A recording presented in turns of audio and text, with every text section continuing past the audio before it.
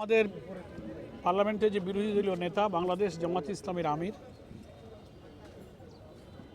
মুক্তিযুদ্ধের সংজ্ঞা প্রসঙ্গে আনিত বিলের ব্যাপারে খুবই সুন্দর বক্তব্য দিয়েছেন। বিলের ব্যাপারে তিনি সেখানে বলেছেন যে আমরা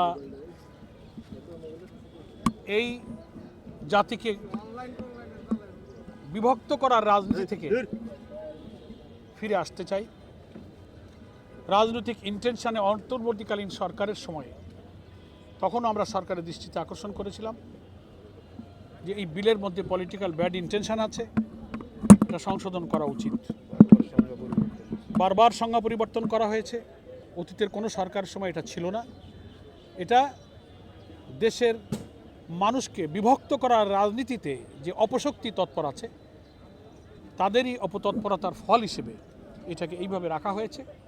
আমরা এ ব্যাপারে অত্যন্ত গঠনমূলক দায়িত্বশীল ভূমিকা রেখে জাতীয় সংসদে আমাদের বিরোধী দলের নেতা বক্তব্য রেখেছেন।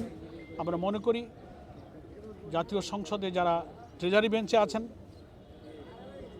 সবাই একথা কালকের সমাপনী দিনেও বক্তব্য রেখেছেন যে বাংলাদেশের কেন সারা দুনিয়ার ইতিহাসে রাজনীতিতে বহু বিতর্কিত আলোচনা বক্তব্য থাকতে পারে। স্বাধীনতার 50-60 বছর পরে সেই জাতি যদি কোনো পুরাতন কোনো বিষয়কে নিয়ে বিতর্ক এবং জাতিকে বিভক্ত করে, সে জাতি কোনোদিন এগিয়ে যেতে পারে না।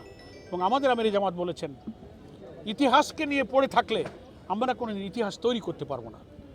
সেজন্য আমাদের পরে স্বাধীন হওয়া পৃথিবীর বহু দেশ আমাদের চেয়ে অনেক উন্নত হয়েছে।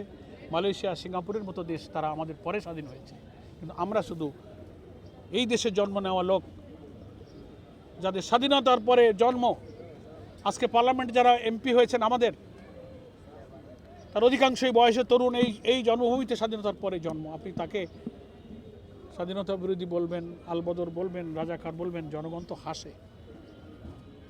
সেজন্য পাকিস্তান আমলে সেই সময়কার রাজনৈতিক প্রেক্ষাপটে তখনকার যারা রাজনৈতিক দল ছিলেন সেখানকার রাজনৈতিক পলিসি ভূমিকার ব্যাপারে অনেক আলোচনা বিতর্ক হতে পারে। তার অর্থ এই না যে স্বাধীনতার পরে আপনি অনেক কিছু পরিবর্তন হয়েছে। জামাত ইসলামী সেই সময়ের জামাত আর এখনকার জামাত এক নয়।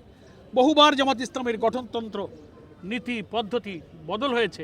আমাদের জামাতের গঠনতন্ত্র পড়ে দেখবেন, ভূমিকাতেই রোকন হওয়ার শর্তের মধ্যে আমরা বলেছি মহান মুক্তিযুদ্ধের বীর মুক্তিযোদ্ধাদের এই লড়াই সংগ্রামকে আমরা শ্রদ্ধার সাথে ধারণ করেছি, স্মরণ করেছি। জামাত ইসলামের সদস্য পদ লাভ করতে গেলে এদেশের স্বাধীনতার সার্বভৌমত্ব রক্ষায় আত্মত্যাগের স্বীকৃতি না দিলে তিনি এদের সদস্য হতে পারেন না। এত সাংবিধানিক পরিবর্তনের পরেও একটা মহল যখন এই বিতর্ক জিয়ে রাখতে চান, এটা দেশপ্রেম নয়, স্বাধীনতার প্রেম নয়, এটা হচ্ছে জাতিকে বিভক্ত করার একটি বিদেশি ষড়যন্ত্রের অংশে তারা এই কথাগুলো বলে।